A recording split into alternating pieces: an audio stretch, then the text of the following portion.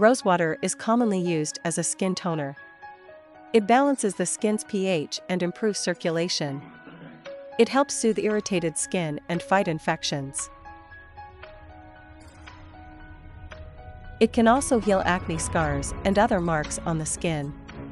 Anecdotal evidence states that it has skin refreshing and skin brightening effects.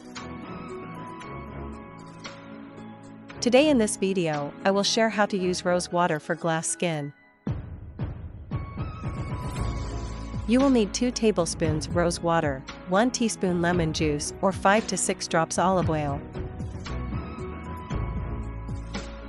Apply the mixture to the face. Let this sit for 10 to 15 minutes before rinsing it off. Some people use a mixture of olive oil, rose water, and lemon juice to lighten hair and skin.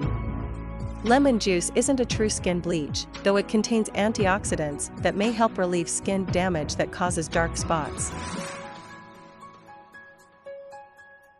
You should do this once every alternate day.